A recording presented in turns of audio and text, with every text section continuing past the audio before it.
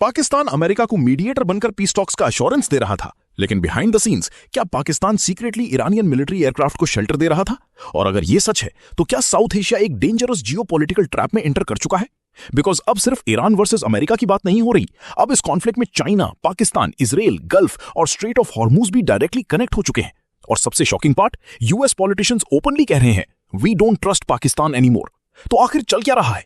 आज हम डिकोड करेंगे Pakistan Iran aircraft controversy, Trump का cease fire on life support statement और वो हिडन जियोपॉलिटिकल गेम जो एशिया का पावर बैलेंस परमानेंटली चेंज कर सकता है। Welcome to global 19 news. मैं हूं गुलशन चौधरी और आज का एनालिसिस सिर्फ हेडलाइंस नहीं बल्कि behind the scenes geopolitical reality expose करेगा। वीडियो को एंड तक जरूर देखना बिकॉज लास्ट सेक्शन में हम डिस्कस करेंगे क्या पाकिस्तान अब officially China Iran strategic access की तरफ मूव कर रहा है। सब कुछ तब एक्सप्लोड हुआ जब सीबीएस न्यूज की एक एक्सप्लोसिव रिपोर्ट सामने आई। रिपोर्ट के अकॉर्डिंग ईरान ने मल्टीपल एयरक्राफ्ट पाकिस्तान भेजे, including reportedly an Iranian air force RC-130 reconnaissance aircraft. और ये एयरक्राफ्ट अलेजिडली पार्क किए गए पाकिस्तान एयरफोर्स बेस नूर खान पर। नूर खान वही एयरफोर्स बेस है पाकिस्तान का जिसकी इंडियन एयरफोर्स ने बॉम्बिंग करी थी। ये बेस रावलपिंडी के पास लोकेटेड है और पाकिस्तान के सबसे स्ट्रेटेजिक मिलिट्री इंस्टॉलेशंस में से एक माना जाता है।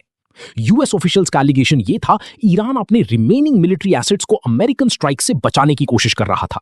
सिंपल वर्ड्स में, अमेरिका अगर ईरानियन मिलिट्री इंफ्रास्ट्रक्चर को टारगेट करे तो Iran sensitive aircraft temporarily Pakistan shift कर रहा था। अब यहां सबसे बड़ा क्वेश्चन, क्या पाकिस्तान सीक्रेटली ईरान की हेल्प कर रहा था? पाकिस्तान ने ऑफिशियली डिनाई किया। फॉरेन मिनिस्ट्री ने कहा ईरानियन एयरक्राफ्ट डिप्लोमेटिक मूवमेंट और सिक्योरिटी कोऑर्डिनेशन के लिए आए थे, मिलिट्री शेल्टर अरेंजमेंट के लिए नहीं। लेकिन कंट्रोवर्सी यहीं खत्म नहीं हुई। रिपोर्ट में अफगानिस्तान का भी नाम आया। क्लेम्स के according Iranian civilian aircraft Kabul और लेटर हिरात एयरपोर्ट में भी पार्क था। तालिबान ऑफिशियल्स ने इसको डिनाई किया। लेकिन अगर हम लार्जर पिक्चर देखें तो एक पैटर्न क्लियरली विजिबल है। ईरान अपने एविएशन एसेट्स को नेबरिंग कंट्रीज में डिस्पोज कर रहा था। व्हाई? बिकॉज ईरान को फियर था कि यूएस या इजरायली स्ट्राइक्स उसके एयर इंफ्रास्ट्रक्चर को हेवीली डैमेज कर सकते हैं। और ये मिलिट्री स्ट्रेटजी न्यू नहीं है। वॉर सिचुएशंस में countries aircraft, missiles, command centres multiple locations पर स्प्रेड करती हैं ताकि एक सिंगल स्ट्राइक में सब कुछ डिस्ट्रॉय ना हो जाए।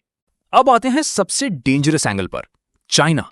रिपोर्ट्स रिपीटेडली मेंशन करती हैं कि पाकिस्तान की मिलिट्री डिपेंडेंसी चाइना पर ड्रामेटिकली इंक्रीज हो चुकी है। एक Stockholm International Peace Research Institute report के अकॉर्डिंग पाकिस्तान के मेजर वेपन्स इंपोर्ट्स का अराउंड 80% चाइना से आता है। इसका मतलब पाकिस्तान की military ecosystem rapidly Chinese systems पर डिपेंडेंट होती जा रही है। और यही पॉइंट वॉशिंगटन को कंसर्न कर रहा है बिकॉज अमेरिका को लगता है पाकिस्तान ऑफिशियली न्यूट्रल एक्ट करता है लेकिन स्ट्रेटेजिकली बीजिंग के ऑर्बिट में एंटर कर रहा है।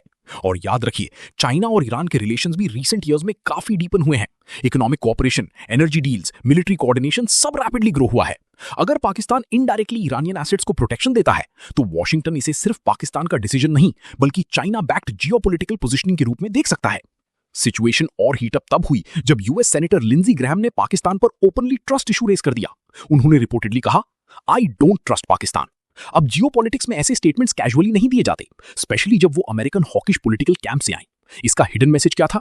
वॉशिंगटन के कुछ पावरफुल सर्कल्स बिलीव करते हैं पाकिस्तान साइमल्टेनियसली अमेरिका को डिप्लोमेसी दिखा रहा है और दूसरी साइड ईरान और चाइना के इंटरेस्ट्स को डैमेज भी नहीं करना चाहता।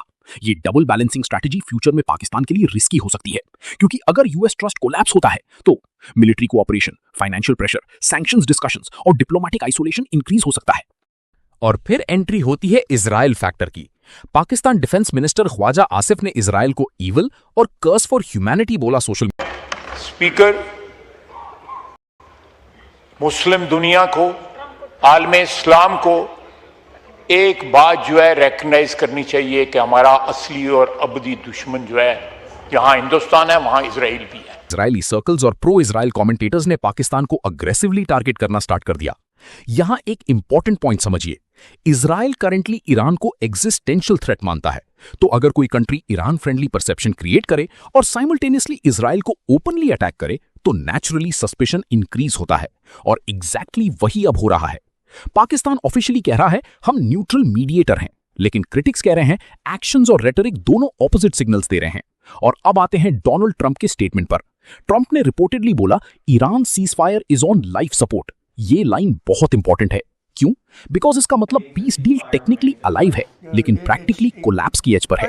रिपोर्ट्स के अकॉर्डिंग डिस्प्यूट्स चल रहे हैं sanctions, strait of Hormuz, war reparations और रीजनल सॉवरेंटी इश्यूज पर। और स्ट्रेट ऑफ हॉर्मूज दुनिया का one of the most important oil choke points है अगर यहां एस्केलेशन होता है तो ग्लोबल ऑयल प्राइसेस एक्सप्लोड कर सकते हैं, शिपिंग रूट्स इंपैक्ट हो सकते हैं और एशिया की इकोनॉमीज शॉक फेस कर सकती हैं, इंक्लूडिंग इंडिया। अब फाइनल क्वेश्चन, क्या Pakistan officially Iran China strategic camp में जा रहा है? अभी ऑफिशियली नहीं। पाकिस्तान पब्लिकली अभी भी बैलेंसिंग स्ट्रेटेजी फॉलो कर रहा है, लेकिन ग्राउंड रियलिटी यह है, चाइना डिपेंडेंसी इंक्रीज हो रही है, ईरान के साथ कोऑर्डिनेशन एक्यूजेशंस आ रहे हैं और यूएस ट्रस्ट रैपिडली डिक्लाइन हो रहा है। यह सिचुएशन फ्यूचर में साउथ एशिया को डायरेक्टली अफेक्ट करेगी, बिकॉज अब ग्लोबल जियोपॉलिटिक्स सिर्फ यूरोप या मिडिल ईस्ट तक लिमिटेड नहीं रही। अब इंडिया, पाकिस्तान, ईरान, चाइना और अरेबियन सी रीजन एक कनेक्टेड स्ट्रेटेजिक बैटलफील्ड बन चुके हैं। और अगर सीज फायर कोलैप्स होता है तो नेक्स्ट एस्केलेशन सिर्फ मिडिल ईस्ट तक लिमिटेड नहीं रहेगी। आपको क्या लगता है, क्या पाकिस्तान सिर्फ डिप्लोमेसी बैलेंस कर रहा है या सीक्रेटली एक larger China Iran alignment emerge हो रहा है? कमेंट सेक्शन में अपनी ओपिनियन जरूर बताएं और ऐसे डीप जियोपॉलिटिकल ब्रेकडाउन्स के लिए सब्सक्राइब कीजिए ग्लोबल 19 न्यूज।